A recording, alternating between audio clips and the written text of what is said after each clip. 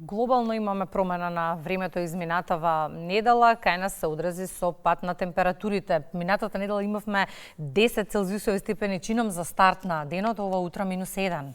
Јас престанав да следам веќе, се навикнавме на овие варијации изминативе неколку недели, но освен што тоа делува лошо пред се на метеопатите и на луѓето со хронични здравствени проблеми, да не забораваме дека најверојатно сите овие екстремни временски промени ќе имаат и ќе се одразат и негативно врз земјоделските култури. Да видиме како токму тоа го прашуваме во првото линковско вклучување. Мартин со свој соговорник за старт на денот. Мартин, ќе имаме ли овошки оваа пролет, ќе се одрази ли промената на времето на земјоделството?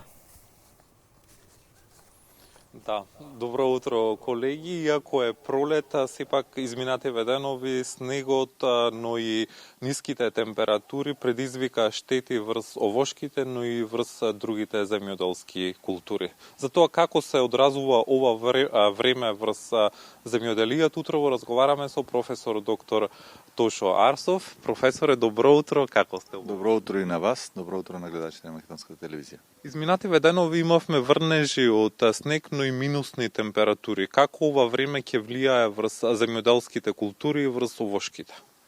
За жал, утрово веќе се констатирани, освен снегот што беше вчера и на некои места негативните температури, утрово веќе на повеќето места во државата се констатирани негативните температури. Конкретно и овде веќе имаме вчера имавме близу нулата, но денеска -3, сега погледнав на термометарот, -3 веќе имало температура. Како што можете забележите, веќе и овошките беа скоро овенати, а најголем дел се наоѓаат во фенофазата на цветање или почеток на цветање, некои веќе се прецветани, така да прогнозите несаканите најверојатно ќе се остварат. Сега можеби некаде би имало и малку нешто да остане, но пак се зависи таму каде што вегетацијата е покасна, па кои температури биле измерени.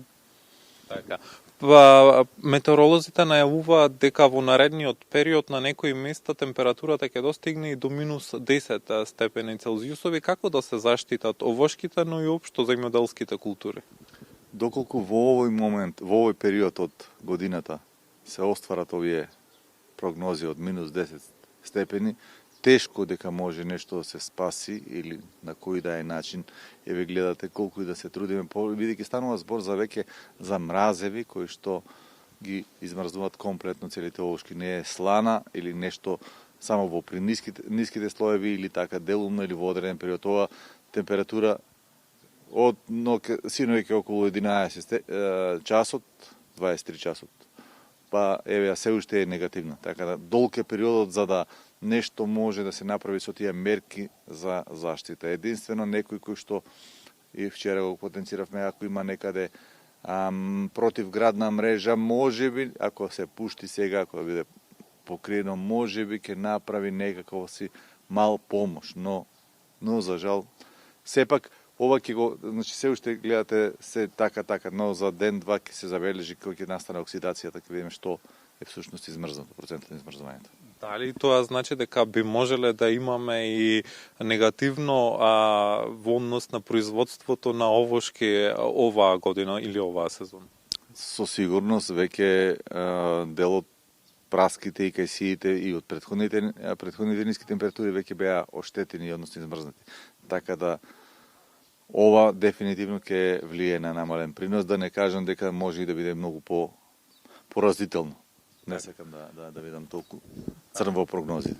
Професоре, иако нашата земја е идеална во однос на условите за развој на земјоделието, сепак се повеќе увезуваме наместо да извезуваме. Како да се промени оваа слика? Производството на храна, освен преку почвата, е врзано и со климата, меѓутоа е врзано и со работната рака. Првин, еве, овие климатски промени можеби влијаат негативно врз самото производство. Второ, цените на земјоделските производи доста варираат, па производителите не се секогаш задоволни. И трето, самиот број на луѓе кои што останаа, немаме работници. Знаете, и оние големи комбинати кои што се и таму нема доволно работна рака и сега мора да одиме во механизирана производство, сега да го намалиме влијанието на работната рака. Но сето тоа мора да биде поврзано со константна и долготрајна политика во земјоделството без големи флуктуации. Така, професоре, ви благодарам што утро бевте дел од програмата на Македонија на утро и се надеваме дека ќе имаме стабилизација на времето и дека ќе се подобрат условите за земјоделието. Благодараме на вас. Колеги, разговаравме со професор доктор Тошо Арсов за тоа како климатските промени влијаат врз земјоделието, особено ниските температури што периодов ги има во нашата држава. Добро, колега, уште да те лоцираме каде се, некако Тивко ни е во позадина, во кој дел се наоѓаме од Скопје или Скопско и како се чувствува Мартин во моментов температурата во центар -1? Да, во моментов се наоѓаме во Сопиште, инаку ладно е надвор, но сепак на крајот од денот дишиме чист воздух. Една придобивка. Благодариме Мартин за првите информации и првото линковско вклучување. Овие секако ни беа неопходни, бидејќи имаме промена на времето. Вообичаено ова се случува секоја година, но климатските промени го земаат својот данок, па мораме и да научиме како да се носиме со нив.